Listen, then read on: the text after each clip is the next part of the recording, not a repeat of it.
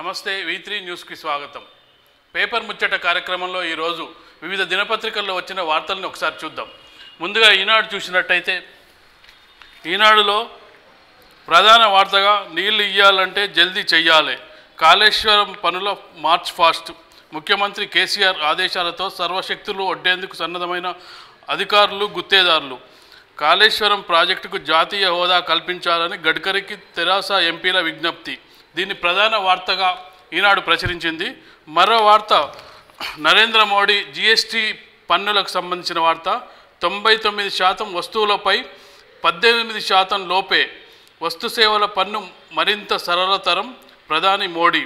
నూతన వ్యవస్థలో పెరిగిన పారదర్శకత, అవినీతి మామూలే అన్న భావన ఎందుకుండాలి, దర్యాప్తులను అడ్డుకునే ప్రత్యేక వ్యక్తులు లేరని వ్యాఖ్య, మహారాష్ట్ర 33,000 కోట్ల ప్రాజెక్టులకు శంకుస్థాపన అంటూ వార్త ప్రచురించడం జరిగింది. మరోవైపు మనం ముచ్చట ఇందులో చూస్తే సూరి హత్య కేసులో భాను కిరణ్కు యావజ్జీవం అంటూ ప్రచురించడం జరిగింది. తెలంగాణలో కాశ్మీరం చలిని దృష్టిలో పెట్టుకొని తెలంగాణలో కాశ్మీరం అంటూ వార్త ప్రచురించడం జరిగింది. అమాత్య యోగం ఎవరికో అంటూ మంత్రివర్గ విస్తరణపై ఒక ప్రత్యేక కథనాన్ని ప్రచురించడం జరిగింది. అన్నదాత రుణం తీర్చుకోవాలని మాఫీకి సిద్ధమవుతున్న రాష్ట్రాలు రుణమాఫీ చేసేంతవరకు మోదీని నిద్రపోనివ్వమంటూ రాహుల్ వ్యాఖ్యల్ని ప్రధానంగా ప్రస్తావించింది ఈనాడు. మరో పత్రికను చూసినట్టయితే ఆంధ్రజ్యోతిలో టార్గెట్ ఓటర్, జనాకర్షణ పథకాలతో పార్టీల వల, లోక్సభ ఎన్నికల్లో విజయమే లక్ష్యం, బీజేపీ కాంగ్రెస్ పోటాపోటీ వ్యూహం అంటూ వచ్చే లోక్సభ ఎన్నికల్లో ఎలా గెలవాలా అన్న దానిపై పోటాపోటీగా ఉన్నాయంటూ వార్తా కథనం ప్రచురించడం జరిగింది. 99% వస్తువులు 18% స్లాబు లోపే అంటూ ప్రధాని వ్యాఖ్యల్ని కూడా ఇందులో ప్రచురించడం జరిగింది. మరో ముచ్చట చూస్తే ఇక్కడ నవయాదాద్రి ఫిబ్రవరి 17న సూత్రప్రాయంగా ముహూర్తం నిర్ణయం, చిన్న జీఆర్ను సంప్రదించాక ఖరారు, పునఃప్రతిష్టకు యాదాద్రి క్షేత్రం సన్నద్ధం, వారంలో కేసీఆర్ ఉన్నత స్థాయి సమీక్ష, తుది మెరుగులు దిద్దుకుంటున్న పనులు, ఈ బ్రహ్మోత్సవాలు నవయాదాద్రిలోనే శిలలకు ప్రాణం పోసిన 1000 మంది అంటూ ప్రత్యేక కథనాన్ని ఇక్కడ ప్రచురించడం జరిగింది. మరో వార్త భాను కిరణ్కు యావజ్జీవం అంటూ మరో వార్తను ఇక్కడ ప్రచురించడం జరిగింది. అతను గన్మెన్కు 5 ఏళ్ళు, సూరి హత్య కేసులో శిక్షలు ఖరారు, 4 నిర్దోషులుగా విడుదల, తీర్పు చెప్పిన జడ్జి సునీత, 2 ఏళ్ల పాటు సాగిన విచారణ, 92 మంది వాగ్మూలాల నమోదు అంటూ ఆంధ్రజ్యోతిలో ప్రధానంగా ప్రస్తావించడం జరిగింది. మరో పత్రికను తీసుకున్నట్టయితే సాక్షిలో ప్రధాన వార్తగా ఒక ఇంట్రెస్టింగ్ స్టోరీని రాయడం జరిగింది. టీడీపీతో పొత్తొద్దు, ఆ పార్టీతో కొనసాగితే మనుగడ సాగించలేం, టీ కాంగ్రెస్ సీనియర్ల మనోగతం అంటూ ఒక ప్రత్యేక కథనాన్ని రాయడం జరిగింది. అధిష్టానం స్పందించకుంటే లోక్సభలో ఎవరూ నిలవరు అంటూ రాయడం జరిగింది. మరో వార్తను ప్రచురించడం జరిగింది. ఇక్కడ వేలం విశేషం అంటూ ఒక ప్రత్యేక వార్తా కథనాన్ని ప్రచురించడం జరిగింది. స్పీకర్ వ్యాఖ్యలను ఇక్కడ ప్రధానంగా ప్రస్తావించారు. స్కూల్ పిల్లల కంటే దారుణం, లోక్సభ ఎంపీల తీరుపై స్పీకర్ వ్యాఖ్య, రఫేల్పై అధికార ప్రతిపక్షాల పోటీ నినాదాలు, వాయిదా పడ్డ ఇరు సభలు, పగలే చలి అంటూ తుఫానుకు సంబంధించిన వార్తను ప్రచురించడం జరిగింది. రాష్ట్రంలో భారీగా పడిపోయిన పగటి ఉష్ణోగ్రతలు, భద్రాచలంలో రాత్రి ఉష్ణోగ్రత 18 డిగ్రీలు, పగటి ఉష్ణోగ్రత 20 డిగ్రీలు, మహబూబ్నగర్లో పగలు, హన్మకొండలో రాత్రి ఉష్ణోగ్రతలు 18 డిగ్రీలే, వణికిపోతున్న జనం, పిల్లలు వృద్ధుల్లో జలుబు జ్వరాలు అంటూ వార్తను ప్రచురించడం జరిగింది. సాక్షి ప్రధానంగా వీటిని హైలైట్ చేయడం జరిగింది. మరో పత్రికను చూసినట్టే నమస్తే తెలంగాణలో కేటీఆర్ హైలైట్ చేయడం జరిగింది. పార్టీ పటిష్టతే లక్ష్యం, 22 నుంచి 24 వరకు నియోజకవర్గాల్లో సమావేశాలు, ఓటర్ల నమోదు జాబితా సవరణే ఎజెండా. దాని తర్వాత చలి భూతం అంటూ మరో ముచ్చట ఇక్కడ ప్రచురించడం జరిగింది. రాష్ట్రంపై ఇగ ముప్పేట దాడి, మరో ప్రత్యేక వార్తను ప్రచురించడం జరిగింది. కాళేశ్వరానికి జాతీయ హోదా ఇవ్వాలంటూ గడ్కరీని తెలంగాణ ఎంపీలు కలిసిన దాన్ని ఇక్కడ హైలైట్ చేయడం జరిగింది. నేడు సిరిసిల్లకు కేటీఆర్ అంటూ వార్త ప్రచురించడం జరిగింది. ఉప్పల్ చౌరస్తాలో 4 వైపులా ఫ్లైఓవర్ అంటూ మరో వార్తా కథనాన్ని ఇచ్చారు. ఇది నమస్తే తెలంగాణకు సంబంధించిన వార్త. మరో పత్రికను చూసినట్టయితే వెలుగులో ఓడిన నేతలు మళ్ళీ పోటీకి రెడీ అంటూ ఎవరైతే అసెంబ్లీ ఎన్నికల్లో ఓడిపోయారో కాంగ్రెస్, టీఆర్ఎస్, బీజేపీ నేతలు వాళ్ళ ఫోటోలు ఇచ్చి పోటీకి రెడీ అంటూ జానారెడ్డి, డీకే అరుణ, కోమటిరెడ్డి వెంకటరెడ్డి, రేవంత్ రెడ్డి, తుమ్మల నాగేశ్వరరావు, మహేందర్ రెడ్డి, బీజేపీ నుంచి లక్ష్మణ్, కిషన్ రెడ్డి ఫోటోలను ప్రచురించడం జరిగింది. వీళ్ళందరూ లోక్సభల బరిలో దిగే అవకాశం ఉందంటూ ఇవ్వడం జరిగింది. మరో వార్తను చూస్తే ఊళ్ళన్నీ ఊటీలే, చలికి తోడైన తుఫాన్, పల్లె పట్టణం గజగజ అంటూ వార్తను ప్రచురించడం జరిగింది. మరో వార్త ఆస్ట్రేలియాలో నీట మునిగిన 3 రాష్ట్ర వాసులు అంటూ పిల్లలను కాపాడబోయి ఆస్ట్రేలియాలో నీట మునిగిన 3 నాయకులు అంటూ 3 రాష్ట్రవాసులు అంటూ వార్త ప్రచురించడం జరిగింది. 2 మృతదేహాలు వెలికితీత, మరొకరి కోసం గాలింపు, బీచ్లో విహారానికని వెళ్ళి ప్రమాదం. కింద మరో వార్త ప్రచురించడం జరిగింది. వెలుగు 99% వస్తువులు 18% లోపే అన్న మోడీ వ్యాఖ్యల్ని ఇక్కడ ప్రచురించడం జరిగింది. మరో పత్రిక చూసినట్టయితే ఆంధ్రభూమిలో ప్రధానంగా హైలైట్ చేసింది F-11 రాకెట్ ప్రయోగం నేడే అంటూ ప్రధానంగా దీని గురించి విశ్లేషణాత్మక కథనం ప్రచురించడం జరిగింది. ఇక పంచాయతీల సమరం అంటూ జనవరి మొదటి వారంలో నోటిఫికేషన్ దీనికి సంబంధించిన వార్త ప్రచురించడం జరిగింది. దీనికి వెంటనే మరో ముచ్చట ఓటర్ల జాబితాపై దృష్టి పెట్టంటూ కేటీఆర్ సూచనని ప్రచురించడం జరిగింది. ఒక ఇంట్రెస్టింగ్ వార్త, మానవత్వంతో కూడుకున్న ఇది. నగలు దోచి రైల్లోంచి తోసేసి కొండవీటి ఎక్స్ప్రెస్లో గర్భిణిపై దొంగ పైశాచికం, గాయాలతో ఆసుపత్రిలో చేరిన బాధితురాలు అంటూ ప్రచురించడం జరిగింది. ఇందులోనే మరో వార్త, మోడీని నిద్రపోనివ్వం, రైతుల రుణమాఫీ చేయిస్తాం, లేకుంటే మేమే చేస్తామంటూ రాహుల్ గాంధీ చెప్పిన విషయాన్ని ఇక్కడ ప్రస్తావించడం జరిగింది. ఇది ఆంధ్రభూమి వచ్చిన కథనాలు. ఇవి ఈరోజు పత్రికల్లో వచ్చిన వార్తలు. ఈ వార్తలను విశ్లేషించడానికి నిజాం వెంకటేష్ గారు అనలిస్ట్ ఉన్నారు. ఒక చిన్న బ్రేక్ తర్వాత విశ్లేషణ కొనసాగిద్దాం.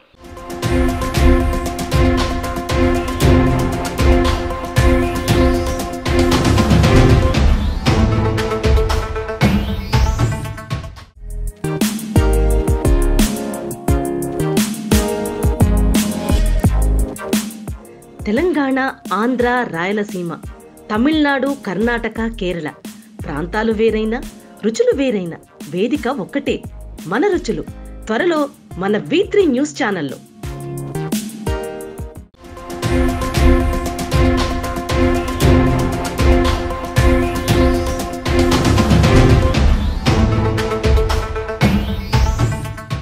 Welcome back. పేపర్ ముచ్చట కార్యక్రమానికి తిరిగి స్వాగతం.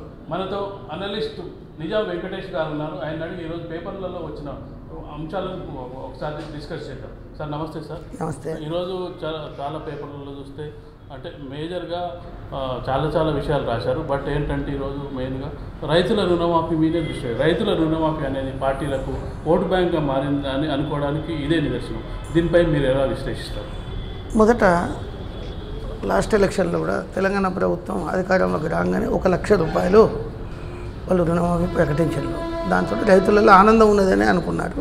అదే దాన్ని మళ్ళీ ఇప్పుడు కూడా కంటిన్యూ చేస్తున్నారు.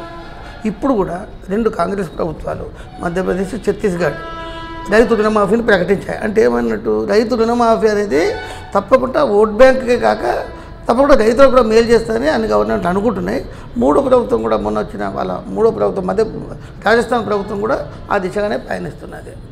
కనుక రైతు రుణమాఫీ రైతులకు రుణ బాధ తప్పిస్తుంది, కానీ వాళ్ళకు పెట్టుబడులను మాత్రం ఇబ్బంది పెడుతుంది.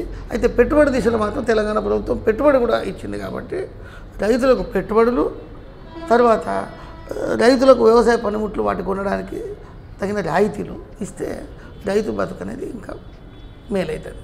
అంటే ఇప్పుడు పరిస్థితి చూస్తుంటే ఎలా ఉందంటే, ఓట్లు వేరు, సీట్లు వేరు, కానీ అంటే మొత్తం ప్రభుత్వాలు కాంగ్రెస్ కానీ బీజేపీ కానీ ఒక్కొక్క రాష్ట్రంలో అంటే రైతు చుట్టే రాజకీయం చేస్తున్నాయి. రైతు చుట్టూ రాజకీయము వాళ్ళకు ఉపయోగపడంగా చేస్తే పర్వాలేదు, కానీ ఓన్లీ ఓటుని దృష్టిలో పెట్టుకొని చేస్తారు. ఎందుకంటే మనం చాలా చూసినాం. ఎందుకంటే కేసీఆర్ కూడా 1 లక్ష రూపాయలు అమలు చేసిండు, కానీ అది విడతల వారిగా చేసిండ్రు, కొంత ఇబ్బందులు పడ్డారు, అదొక ప్రాబ్లం.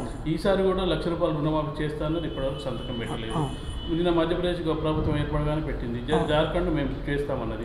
మరో విషయం ఏంటంటే రాజస్థాన్ ప్రభుత్వము వసుంధర సింధియా రైతులకు రుణమాఫీ చేసినా ఓడిపోయింది. కొంత చేసింది ఆమె, అంటే ఎన్నికల్లో లబ్ధి కోసం చేసింది, లబ్ధి కలగలేదు. అయితే దీన్ని ఏ విధంగా చూడాలంటారు మనం? అంటే 1 లక్ష రూపాయలు అనేది ఒక చిన్న ఫిగర్. రైతులు 1 లక్ష రూపాయల అప్పులనే లేరు. 1,00,000, 2 లక్షలు, 3 లక్షలు, 4 లక్షలు అప్పు ఏ కారణాలతో కావచ్చు కానీ రైతు రుణగ్రస్తుడై ఉన్నాడు భారతదేశంలో. మొదటి నుంచి కూడా స్వాతంత్రం వచ్చినప్పటి నుంచి ఇప్పటిదాకా ప్రజాస్వామ్య ప్రభుత్వాలు కూడా రైతులకి చేస్తే అని అనుకోలేదు. ఒకరు మొదలుపెట్టినారు కాబట్టి ఇప్పుడు 1,00,000 అంటే ఇక్కడ తెలంగాణలో 2 లక్షలు ఇస్తానని కాంగ్రెస్ చెప్పింది, మరి ఇచ్చారా? అంటే ప్రజలకు వాళ్ళకు విశ్వసనీయత కూడా అవసరం. ఈ ప్రభుత్వం మాకు చేస్తుంది అనేది అవసరం. ఉదాహరణకు మన దగ్గర ట్రాక్టర్ల మీద ట్యాక్స్ తీసేసారు. అది చిన్నగానే అనిపించవచ్చు, కానీ ట్రాక్టర్ను రోడ్డు మీద ఆపే బదులు ట్రాక్టర్ ఎక్కడికి పోయినా వ్యవసాయానికి పనిచేయచ్చు అనొచ్చు. అదేవిధంగా వ్యవసాయ సంబంధితమైన ఎన్నో పనిముట్లు కొనాల్సి వస్తుంది రైతు. వాటి మీద కూడా ట్యాక్స్ తగ్గిస్తే రైతు ఏమవుతాడు? తను కట్టే సమస్యల అంటే డబ్బులు ఇన్వెస్ట్ చేసే సమస్య నుంచి బయటపడి తను ఏది పెట్టినా పెట్టుబడి కింద పెడతాడు. దాని నుంచి రైతుకు సరైన ధర వస్తుంది. కానీ ఇవన్నిటికంటే ముఖ్యంగా స్వామినాథన్ ఆయన మన భారతీయ వ్యవసాయ పితామహుడు అంటాం మనం. ఆయన ఏం చెప్పిండు?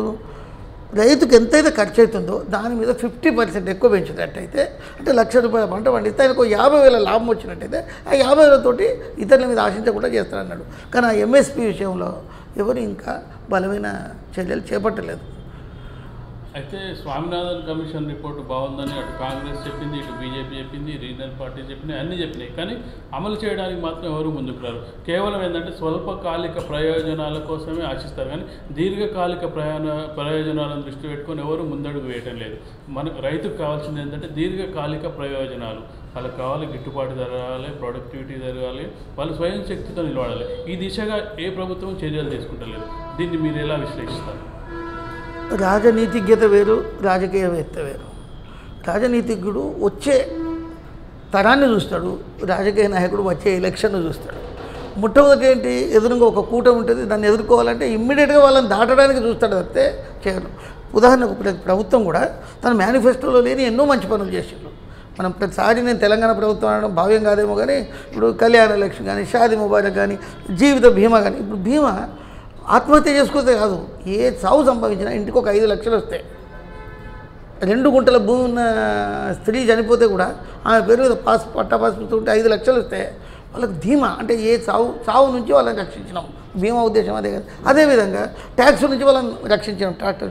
అదేవిధంగా మిగతా పనిముట్ల మీద కాక అన్నిటికంటే ముఖ్యంగా ఏంటంటే చాలామంది రుణమాఫీని ఎంఎస్పీ తోటి ముడిపెడతారు. అది కరెక్ట్ కాదు. రుణమాఫీ ఇస్తే రైతుకు ధైర్యం వస్తుంది, ఎంఎస్పీ ఇస్తే రైతు దృఢమైపోతాడు, అంటే ఆర్థికంగా నిలదొక్కుంటాడు. కాబట్టి మినిమం సపోర్ట్ ప్రైస్ అనేది, కనీస మద్దతు ధర అనేది తప్పకుండా ఇవ్వాలి. అది కూడా స్వామినాథన్ అంటే మనం జాతిపిత గాంధీని నమస్కారం పెట్టి రోజు జ్ఞాపకం చేసుకుంటాం, కానీ ఆయన చెప్పింది మనం ఏం పాటిస్తున్నాం? స్వామినాథన్ అంటే అందరికీ తెలుసు ఆయన రైతు పక్షపాత అని. ఈ దేశంలో 170 మంది పైన ఊళ్ళల్లో బతుకుతున్నారు, వ్యవసాయం మీద ఆధారపడుతారు. కానీ వాళ్ళకి ఎంత ఉంది? 17-18% వాళ్ళ ఆదాయం ఉన్నది. వాళ్ళ ఆదాయాన్ని 17-18 నుంచి 50% వరకు తీసుకురాగలిగితే వ్యవసాయ ఆదాయం పెరిగినట్టయితే మన గ్రామాలు సుభిక్షంగా ఉంటాయి, మన మొత్తం ఆర్థిక వ్యవస్థ కూడా పైకి వస్తుంది. ఆ దిశగానే మినిమం సపోర్ట్ ప్రైస్ అనేదాన్ని మనం సపోర్ట్ చేయాలి. అంటే రైతుకు ఎంత చేసినా తక్కువే, అందులో రెండో ఒపీనియన్ లేదు. ఏ ప్రభుత్వం చేసినా ₹1,00,000 రుణాలు ఇచ్చినా, రైతు పెట్టుబడి సాయం చేసినా, ఏం చేసినా తక్కువే. వాళ్ళకి అది స్వల్పకాలిక దీర్ఘకాలిక ప్రయోజనాల దృష్ట్యా రైతుకు పండించిన పంటకు గిట్టుబాటు ధర రావాలి, ప్రొడక్టివిటీ పెంచాలి.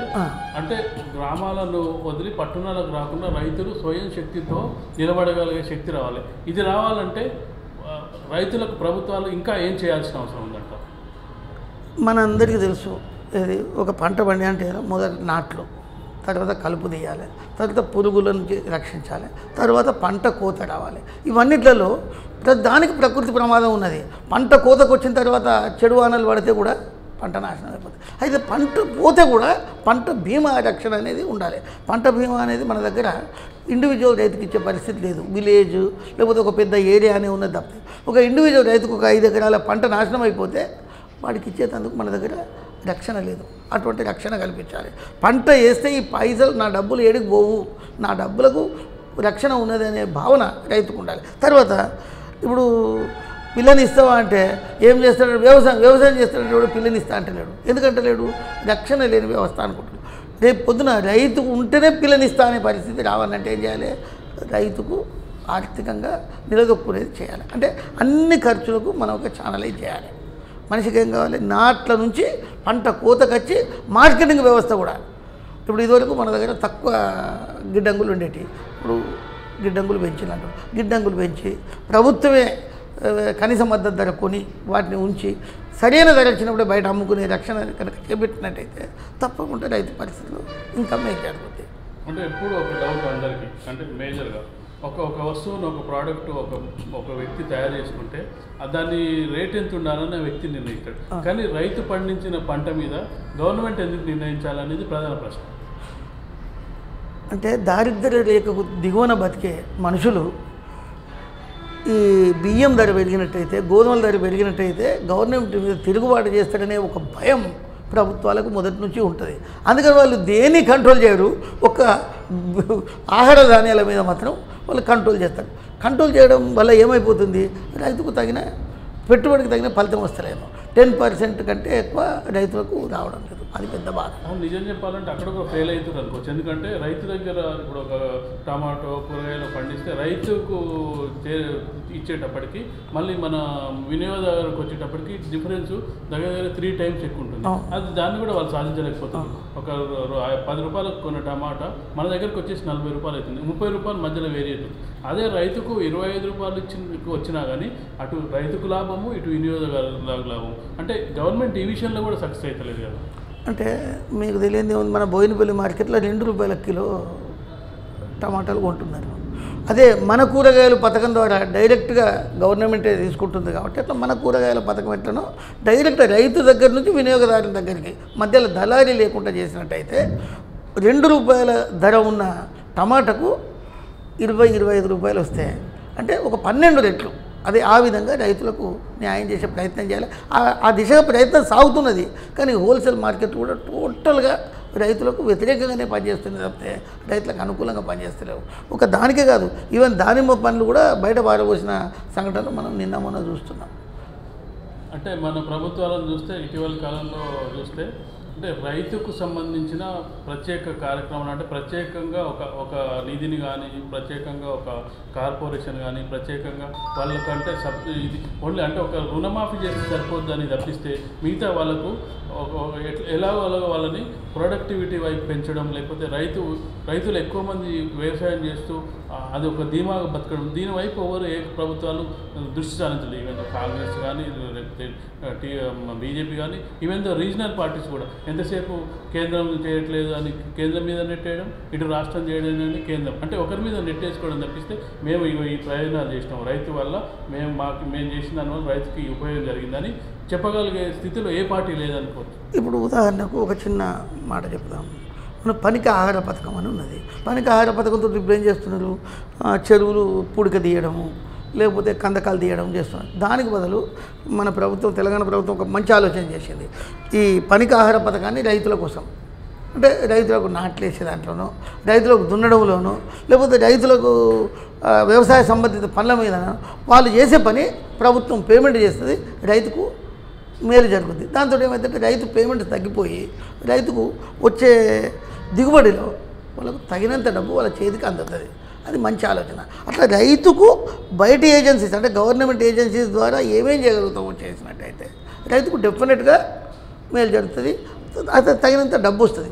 రైతు ఒకసారి ఆర్థికంగా చక్కపడ్డాడు అనుకోండి, ఇంకా వాడికి ఏం బాధ లేదు. మళ్ళీ వచ్చేసరికి వాడు ధైర్యంగా పోతాడు. ఉదాహరణకు మనమే ఇప్పుడు ఆలోచిస్తున్నాం, పోలీస్ స్టేషన్ల ముంగట లైన్లో క్యూ పెట్టి ఎరువులు తీసుకునేది, తర్వాత పురుగు మందులు తీసుకునేది, ఇప్పుడు ఆ బాధ తప్పించినాం. తర్వాత పెట్టుబడి ఇస్తున్నాం. పెట్టుబడి తర్వాత ఏం కావాలి? రైతుకు 6 నెలల పాటు తను పెట్టుబడులు పెట్టేందుకు, తను బతకడానికి ఏం చేయగలుగుతాం? మన చివరికి మళ్ళీ వచ్చే వాళ్ళ గిట్టుబాటు ధరల 50%, స్వామినాథన్ గారు చెప్పిన 50% ఒప్పుకుంటే ఈ సమస్య, ఎందుకంటే కొన్ని వందల కోట్ల సంపద 50% ఇచ్చినట్టయితే రైతుల దగ్గర పెరుగుతుంది. దాంతో రైతు బయటపడిపోతాడు. అయితే దీంట్లో ఎవరు కూడా ఎందుకు అంటే అందరూ బడ్జెట్ పరిధిలోనే ఆలోచించాల్సి వస్తుంది. కాబట్టి వాళ్ళు దీనికి 100 కోట్లు అయితే, దీనికి 200 కోట్లు అయితే, దీనికి 2000 కోట్లు అయితే అనే భయమే ప్రాంతీయ పార్టీలను కానీ పై పార్టీలను కానీ చేస్తున్నారు. కానీ దీంట్లో ఈ దిశలో పని మొదలైంది కదా మనకు. రైతు బీమా కానీ, పెట్టుబడులు ఇవ్వడం కానీ మొదలైంది. కాబట్టి ఇంకొన్ని చర్యలు, కనీస పెట్టుబడి ధరకు 50% ఎక్కువ, లెట్ దెమ్ స్టార్ట్ విత్ 10%, 20% ఇచ్చుకుంటూ పోతే డెఫినెట్గా రైతు తన కాలం అప్పుడు ఏమవుతుంది, మన గ్రామీణ ఆర్థిక వ్యవస్థ ఇదివరకు ఉన్న గ్రామీణ ఆర్థిక వ్యవస్థ సుస్థిరంగా ఉండి ప్రజలు అర్బనైజేషన్ తోటి సిటీలోకి రావడము, ఈ మురికి వాడలు ఏర్పడము, తర్వాత విపరీతమైన ఒత్తిడి ఏర్పడడం, మన ఇన్ఫ్రాస్ట్రక్చర్ డెవలప్ చేయడానికి కొన్ని ఇక్కడ ఖర్చు చేస్తున్నారు బస్తీల కోసం, కానీ అక్కడి నుంచి మనుషులు రాకుండా చేయాలంటే అక్కడ మనం ఆర్థిక స్థితిగతులు పెంచే ప్రయత్నం చేయాలి. అంటే నేను అనుకోవడం ఏంటంటే దీర్ఘకాలిక ప్రయోజనాలను దృష్టిలో పెట్టుకోవట్లేదు. ఎందుకంటే మనకు హరిత విప్లవం వచ్చింది. నెహ్రూ ప్రధానిగా బాధ్యతలు చేపట్టిన వెంటనే ఆయన మొదటి అంశంగా ఏం చేసిందంటే మొదటి పంచవర్ష ప్రణాళికను, రెండవ పంచవర్ష ప్రణాళికను మొత్తం అంటే రైతులు, వ్యవసాయతత్వం దీని మీద అంటే స్వయం సమృద్ధి సాధించాలి. ఈ పంచవర్ష ప్రణాళికలు అంటే ఎంత బడ్జెట్ పూర్తిగా అయినా కేటాయించి అయినా సరే కానీ స్వయం సమృద్ధి సాధించాలి. అప్పుడు తీసుకున్న స్టెప్పు మొదటి పంచవర్ష ప్రణాళికలోను, రెండవ పంచవర్ష ప్రణాళికలో టోటల్ అంటే మేజర్ షేర్ దానికి ఇచ్చిండు. తర్వాత నుంచి ఇండస్ట్రీస్కు మూడవ అక్కడి నుంచి వచ్చింది. కానీ మొదటి రెండు పంచవర్ష ప్రణాళికలు ఇచ్చిన ఒక బేసే ఇప్పటికి కూడా నడుస్తుంది. కానీ ఇప్పుడు వచ్చిన ఏ ప్రభుత్వం కూడా ఒక బడ్జెట్ మొత్తం రైతుకు కేటాయిద్దాం, రైతుని ఫస్ట్ నిలదొక్కునిద్దాం అనే దిశగా ఎందుకు అంటే పాత ఎక్స్పీరియన్స్ ఉన్నాయి కదా, దాన్ని దృష్టిలో ఎందుకు ఆలోచిస్తలేరంటారు మీరు? మీరు చాలా మంచి ప్రశ్న వేసిన ఇది. ఇప్పుడు రైతుకు వ్యవసాయ ఆధారిత పనులు కొన్ని ఉన్నాయి. ఉదాహరణకు కోళ్ళు పెంచడం, మేకలు పెంచడం, పశువులు పెంచడం. స్త్రీలు పాలమ్మి ఇల్లు ఎల్లదీస్తారు, కోళ్ళు అమ్మి ఇల్లు ఎల్లదీస్తారు. అంటే కోళ్ళు, మేకలు ఇవన్నీ ఏంది, వాటి కోసం ప్రత్యేకంగా వీళ్ళు బడ్జెట్ చేయాల్సిన అవసరం లేదు. వాళ్ళకి వచ్చిన పంటతో దానికి మేతేస్తారు, దాంతో వచ్చే ఆదాయంతో ఇల్లు నడుస్తుంది. మెయిన్ పంట మీద వాళ్ళకు ఏది వస్తుంది రైతుకు ఆస్తి కింద మిగులుతుంది. ఉదాహరణకు నేను ఒక ఊర్లో చూశాను. అక్కడ వాళ్ళు ఏం చేశారంటే వరి పంట మీద వచ్చేదంతా ధాన్యం అమ్ముకొని ఇంటికి తెచ్చుకునేది, దాంతో ఖర్చులు తీసుకునేది. మిర్చి పంట వేసిందంతా వాళ్ళు దాన్ని డిపాజిట్ చేసేది. మిర్చి పంట మీద ఒక ఊరికి 2 కోట్ల రూపాయల ఆదాయం రాగా నేను చూశాను. కనుక రైతుకు మెయిన్ ఆదాయం అనేది ఒకటి, రక్షణ ఆదాయం అనేది ఉంటే రైతు దాచుకోవడానికి డబ్బు ఉండాలి. అంటే భవిష్యత్ అవసరాలకు, భవిష్యత్ ఏదైనా ప్రమాదం చంపేసినప్పుడు, ఏదైనా ఇబ్బందులు తలెత్తినప్పుడు తట్టుకోవడానికి రైతు దగ్గర బఫర్ అంటే రక్షణగా ఒక నిధి ఉండాలి. ఆ నిధి తయారు చేయాలంటే మనం రైతుకు వ్యవసాయంతో పాటు వ్యవసాయ ఆధారిత సంబంధమైన పనులలో, ఉదాహరణకు ఇప్పుడు మనం ఏం చేస్తున్నాం, డైరీ ఫామ్లలో ఒక్కొక్కరికి ఒక్కొక్క గేదె ఇస్తున్నాం. అదేవిధంగా రైతుకు మనం స్ట్రెంథెన్ చేయాలి. ఒక్కొక్క రైతు కుటుంబానికి ఒక గేదె, కొన్ని కోళ్ళు, గిరిరాజ కోళ్ళు, తర్వాత కొన్ని మేకలు అటువంటి ఇచ్చినట్టయితే వాళ్ళకి తెలియకుండానే మనకు సబ్సిడీ సెకండరీ ఆదాయం అనేది మొదలవుతుంది. సెకండరీ ఆదాయంతో ఆయన స్ట్రెంథెన్ చేయొచ్చు. అంటే ఒకటి ఏంటంటే మనిషి బతకడానికి అవసరమైంది పూర్తిగా కల్పించేది రైతే. వరి, గోధుమ, జొన్న, ఒకవేళ కోళ్ళు పెంచితే కోళ్ళు, పాలు పెంచితే పాలు, అంటే మనిషికి రోజుకు ఏం కావాలో అనేది మొత్తం ఒక రైతే నిర్ణయించాడు. నువ్వు పాలు తాగాలన్నా రైతు దగ్గర నుంచి రావాలి, అన్నం తినాలన్నా రైతు దగ్గర, రొట్టె తినాలన్నా రైతు దగ్గర, అంటే ప్రతిదీ రైతు నుంచి. నువ్వు ఒకవేళ ఒక మాల్కి వెళ్ళి ఒకరోజు కొనకపోయినా బాధలేదు, కానీ అక్కడ ప్రోడక్ట్ లేకపోతే మాత్రం ఇబ్బంది. ఇలాంటి రంగాన్ని నిర్లక్ష్యం చేస్తున్నారు. నిర్లక్ష్యం చేయడం వల్ల అంటే ఫ్యూచర్లో ఇంకా ఇబ్బందులు పడే అవకాశం ఉంది కదా. ఇప్పుడు మనం ఇంటనే ఉన్నాం కదా, మన ముఖ్యమంత్రి ఏమన్నాడు, ఎద్దేడిసిన వ్యవసాయం రైతు ఏడిసిన రాజ్యం దక్కని. అది మొదటి నుంచి ఉన్నది. కానీ ఈ సంక్షేమ వ్యవస్థ, రైతు మీద దృష్టి పెట్టే వ్యవస్థ మన ప్రభుత్వాలలో ఎక్కడ కూడా మొదలు కాలే. దాంట్లో ఎక్కువ ప్రయత్నం చేసింది మనకు స్వామినాథనే. ఆయన రైతుల మీద సంపూర్ణమైన సమగ్రమైన అవగాహనతోటి ఆయన చెప్పింది ఏంటంటే ముఖ్యంగా మద్దతు ధర.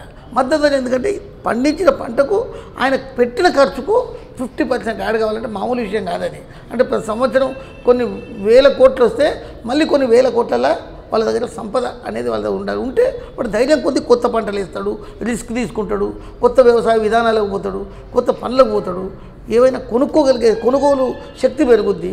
ఆ విధంగా రైతుకు కొనుగోలు శక్తి పెంచాలి, రైతు దగ్గర సంపద సమకూరేటట్టు చేయాలి. రైతు నేను ఇది విడిచిపెట్టి పోను అనే వ్యవస్థ ఉండాలి. రైతుల సంతానం కూడా మేము రైతులుగానే ఉంటామని అనగలగాలి. అటువంటి స్థితిపై పోతే తప్పితే, ఎందుకంటే ప్రధానంగా గ్రామీణ వ్యవస్థ గల భారతదేశం 180 మందికి పైన గ్రామాలలో బతుకుతున్నారు. 170 మందికి పైన వ్యవసాయం మీద వ్యవసాయ సంబంధిత ఆధారాలు, నూలు ఏది తాళ్ళు పోయినటోళ్ళు అనుకోండి, కౌలు వచ్చేటోళ్ళు అనుకోండి, లేకపోతే కలుపు తీసేటోళ్ళు అనుకోండి, లేకపోతే కూలీలకు వచ్చేటోళ్ళు అనుకోండి, పంట కోతకు వచ్చేటోళ్ళు, అంటే వ్యవస్థ మొత్తం వ్యవసాయం చుట్టే ఉంది. కాబట్టి వ్యవసాయాన్ని మనం దాన్ని మనం ఇంకా స్ట్రెంథెన్ చేస్తేనే భారతదేశానికి భవిష్యత్తు. లేకపోతే ఇప్పుడు ఎంత పెద్ద ప్రాజెక్ట్ కట్టినా 2000 మంది, ఇప్పుడు ఎయిమ్స్ వస్తే 3000 మందికి ఉద్యోగాలు వస్తాయి అంటున్నారు. కొన్ని వేల కోట్లు పెడితే ఒక 3000 మంది, కానీ రైతుల మీద దీని మీద కోట్ల మంది, అంటే మన దగ్గర 3-4 కోట్ల జనంలో 2 కోట్లకు పైన జనం మన రాష్ట్రంలో వ్యవసాయం మీద ఆధారపడి బతుకుతారు. కనుక ఆ 2 కోట్ల మందిని కనుక మనం సంపద్వంతం చేసినట్టయితే, మన గ్రామీణ వ్యవస్థను స్ట్రాంగ్ చేస్తే, అర్బనైజేషన్ అంటే గ్రామాలకు నగరీకరణ నుంచి తప్పించుకొని వాళ్ళు అక్కడనే ఉండగలిగితేనే మన బ్యాలెన్స్ ఉండి మన ఆర్థిక వ్యవస్థ పైకి వస్తుంది. ఎందుకు చేస్తలేదు అంటే ఒకటే షార్ట్ సైటెడ్నెస్, అంటే దానికి పెడితే దీనికి ఉండేయని, ఫ్లైఓవర్లకు ఉండేయని, రోడ్లకు ఉండేయని, ఇన్ఫ్రాస్ట్రక్చర్లకు ఉండేయని, అవుటర్ రింగ్ రోడ్కు ఉండేని, రీజనల్ రింగ్ రోడ్కు ఉండేది. అంటే మన ప్రణాళికలకు మన డబ్బుకు సరిపోదు. మన లక్ష్యాలు చాలా ఉన్నాయి, కానీ ఒకటి తర్వాత ఒకటి ఒకటి ఏంటంటే అసలు గ్రామీణ ఆర్థిక వ్యవస్థను పటిష్టం చేస్తే అసలు ఈ ఫ్లైఓవర్లు, ఈ ట్రాఫిక్ ఇది అవసరమే లేదు. ఎందుకంటే నీకు 70-80% విలేజ్లలో ఉన్నారు, విలేజ్లు ఉంటారు. నీకు major sector, major employment generation కానీ, ప్రొడక్టివిటీ జనరేషన్ కానీ, ఎవ్రీథింగ్ రూరల్ నుంచే వస్తుంది. ఆ సెక్టర్ను డెవలప్ చేస్తూ దాని మీద ఆధారపడే వాళ్ళని, దానికి సంబంధిత వృత్తులను బలోపేతం చేస్తే అసలు సిటీలో ఖర్చు పెట్టాల్సిన పని లేదు, ఫ్లైఓవర్స్ కట్టాల్సిన ఆ వైపు దిశ లేకుండా ఇన్ని కోట్లు కట్టి ఫ్లైఓవర్లు కట్టాలంటే ఈ బడ్జెట్ని అక్కడ కేటాయిస్తే రైతుకు కావాల్సింది మెయిన్గా రైతు, దానికి సంబంధించిన మద్దతు ధర, సపోర్టు. దాంతోపాటు ఇంకా రైతుల పిల్లలకు కావాల్సింది ఏంటంటే నువ్వు ఒక టౌన్లో ఒక హాస్పిటల్, ఒక విద్య, ఇది ఇస్తే నీకు ఎవరు రారు. ఈ దిశగా ఏ ప్రభుత్వాలు ముందడుగు వేయట్లేదు అనేది ప్రధాన ఆరోపణ. దీని గురించి మీరు ఎలా విశ్లేషిస్తారు? ఇప్పుడే చెప్పాను కదా, బడ్జెట్ పరిమితులు, తర్వాత ఓటు బ్యాంక్ రాజకీయాలు, తర్వాత అది చేస్తే ఎవడు మళ్ళీ ప్రభుత్వంలోకి వచ్చే పరిస్థితి ఉండదు. దాడులు ఎక్కువ, ఓట్ క్యాచింగ్ మెకానిజం కాదు దూరం కాబట్టి ఎవరైనా కానీ మొట్టమొదటి నెక్స్ట్ ఎలక్షన్ కాపాడుకున్న తర్వాత మళ్ళీ 4-5 ఏళ్ళు చేద్దాం అనుకుంటారు. అదే తప్ప రైతు మీద ప్రేమ లేక కాదు. రైతు మీద ఎంత ప్రేమ ఉన్నా రైతుకు చేసే దాంట్లో ఏం చేయాలో స్పష్టంగా నిర్వచించబడి ఉన్నాయి. రైతుకు ఏం చేయాలి? రైతుకు ఖర్చులు తగ్గించాలి, రైతుకు మద్దతు అడిగాలి, రైతును ప్రమాదం జరిగినప్పుడు ఆయన పంటకు బీమా రక్షణ ఇవ్వాలి, రైతు ఇంట్లో ఏదైనా మరణం సంభవిస్తే ఆయనకు ఆర్థికంగా కింద పడిపోకుండా రక్షణ కల్పించాలి. ఇవన్నీ మంచి ఆలోచనలు, ఆశయాలు మంచి, కానీ ఆచరణకు వచ్చేసరికి ఏంది, దాన్ని కూడా బడ్జెట్ పరిమితులే. కాకపోతే మనకు మంచి సత్సంకల్పం ఉందనుకోండి, ఒకటి తర్వాత ఒకటి చేయొచ్చు. ఉదాహరణకు నేను చెప్తాను చూడండి, పశువులతో వ్యవసాయం చేస్తే పశువులు ఒక్క పని చేయవు, దున్నుతాయి, ఇంటికి పంటను తీసుకుపోతాయి, తర్వాత వాళ్ళ ట్రాన్స్పోర్ట్ కూడా పనిచేస్తాయి, అన్ని పనిచేస్తాయి. కానీ ఇప్పుడు మనం ఏం చేస్తున్నాం, దాని నుంచి ట్రాక్టర్ల దగ్గరికి వచ్చేసినాం. పశు సంపద ఒకసారి వేయనక్క ప్రపంచం అంతటా ఉన్న డీజిల్, పెట్రోల్కు పరిమితులు ఉన్నాయి. ఒక 40 ఏళ్ళ తర్వాత మరి డీజిల్ అవి లేకపోతే మరి మన వ్యవసాయం ఏమవుతుందని ఆలోచిస్తేనే భయం అవుతుంది. అంటే మనం ప్రధానంగా కింది నుంచి యాంత్రీకరణకు పోతున్నాం తప్పితే వ్యవస్థను స్ట్రాంగ్ చేసే పరిస్థితి లేదు. ఈ యాంత్రీకరణలు ఏమున్నాయి, మనం డీజిల్ మీద ఆధారపడడం, పెట్రోల్ మీద ఆధారపడడం, ట్రాన్స్పోర్ట్కు మళ్ళీ మార్కెట్కి తీసుకురావంటే దాని మీద ఆధారపడడం, తర్వాత తగినన్ని గిడ్డంగు లేక బాధపడడం. అంటే రైతుకు పంట ఇత్తనం వేసినప్పటి నుంచి వచ్చేదాకా ప్రతిదీ ఇబ్బందే. కనుక దీన్ని ఫేజ్డ్ మేనర్గా ఒకదాని తర్వాత మనం ఇప్పుడు గోడౌన్స్ అయితే నిర్మించుకున్నాం, కనీసం మద్దతు ధర చేసుకోవాలి, తర్వాత బీమా రక్షణ ఇవ్వాలి, తర్వాత రైతుకు సపోర్ట్ ప్రైజ్ ఇవ్వాలి. ఇవన్నీ ఒకటి తర్వాత ఒకటి ఇచ్చుకుంటూ పోతుంటే డెఫినెట్గా గ్రామీణ వ్యవస్థ వర్ధిల్లుతుంది, నగరాల మీద ఒత్తిడి తగ్గుతుంది. మనకు గ్రామీణ వ్యవస్థను స్ట్రాంగ్ స్ట్రెంత్ చేస్తే గ్రామానికి సంబంధించిన పరిశ్రమలు కూడా అక్కడనే నెలకొల్పాలి. మనం వాళ్ళకి కావాల్సిన రిపేర్స్ కానీ, వాళ్ళకి కావాల్సిన వస్తువులు కానీ అక్కడే దొరికిన మార్కెటింగ్ సౌకర్యం కానీ, తర్వాత కొనడం కూడా గ్రామాలనే కొనాలి, అక్కడ గిడ్డంగులనే ఉంచాలి. మనం వాళ్ళని తీసుకొచ్చి హైదరాబాద్ తీసుకొచ్చి చేయమని అనదు, ఎక్కడదక్కడ గిడ్డంగులు ఉంటే వాళ్ళకి తగిన ధర వచ్చేదాకా ప్రభుత్వం వాటికి తగిన అడ్వాన్స్ ఇచ్చి, అంటే ఒక 5 లక్షల పంట ఇచ్చినట్టయితే వాళ్ళకు 2 లక్షలు 3 లక్షలు మొదలే చేతికిచ్చి వాళ్ళను రక్షణ కల్పించినట్టయితే అదేం పెద్ద పనేం కాదు. గవర్నమెంట్ 2-3 నెలలు ఓర్చుకోవడం, తర్వాత తగినప్పుడు రేటు కమ్మడం పెద్ద సమస్య కాదు.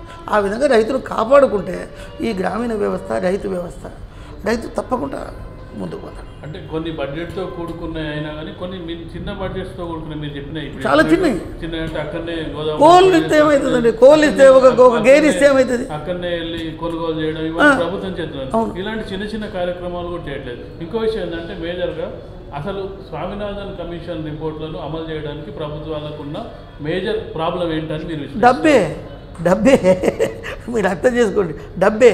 ఇప్పుడు ఎందుకంటే దాని కొనుగోలు కోసం ఏం చేస్తారు, కేంద్రం నుంచి ఇంకా మాకు నిధులు రాలేదు కొనడానికి అంటారు. మనం మన బడ్జెట్లో ధాన్యాన్ని ఈ ధర కొనాలి, కొనడంలో ఇబ్బంది కావద్దు. రైతులు వచ్చి మార్కెట్ కమిటీలలో పోసుకొని ఏది కుప్పలు పోసుకొని ఉండే పరిస్థితి ఉండొద్దు, వానలు పడితే నాశనం అయిపోయే పరిస్థితి ఉండొద్దు. వాళ్ళకి తగిన రకం మన మార్కెట్ యార్డ్లను ఇంప్రూవ్ చేయాలి. రేటు గవర్నమెంట్ ఎంత స్టాక్ వస్తే అంత తీసుకోవడానికి, ఇప్పుడు మనం చెప్తున్న క్లస్టర్ పంటలు ఒక ఏరియాలో పంట పడితే దాన్ని క్లస్టర్ చేద్దామన్నట్టు రైతులను కూడా ఈ ఊరోళ్ళు ఇవాళ రండి, ఆ ఊరోళ్ళు తర్వాత రండి, ఆ ఊరోళ్ళు వచ్చిన రైతును వచ్చినట్టుగా కొంటుంటే రైతుకు డబ్బు చేతికి వస్తుంది, తర్వాత రక్షణ కూడా దొరుకుతుంది, పంటలు కూడా చెడిపోకుండా వాళ్ళ చేతికి డబ్బులు వచ్చే అవకాశం ఉంటుంది. కాబట్టి ప్రతిదీ రెగ్యులేట్ చేయాల్సిందే. మనకు వ్యవస్థ లేకపోవడం కాదు, వ్యవస్థను మనం క్రమబద్ధీకరించడమే. ఇగో ఈ 2-3 ఊర్లలో ఇవాళ అమ్మడానికి రండి కొంటాం, మళ్ళీ అట్లా ఫేజ్డ్ మ్యాన్ అనుకుంటే రైతుకు ఆ ధైర్యం వస్తుంది. ఏం లేదు, ఉన్నది వ్యవస్థ, కానీ దాన్ని మనం వ్యవస్థీకరించాలి, దాన్ని రెగ్యులేట్ చేయాలి. థ్యాంక్ యూ నిజాం వెంకటేష్ గారు, ఈరోజు రైతు సమస్యలపై మీ విలువైన అభిప్రాయాలు తెలియజేసినందుకు. ఇది ఈరోజు V3 న్యూస్ పేపర్ ముచ్చట కార్యక్రమం. తిరిగి రేపు కలుసుకుందాం. సెలవు.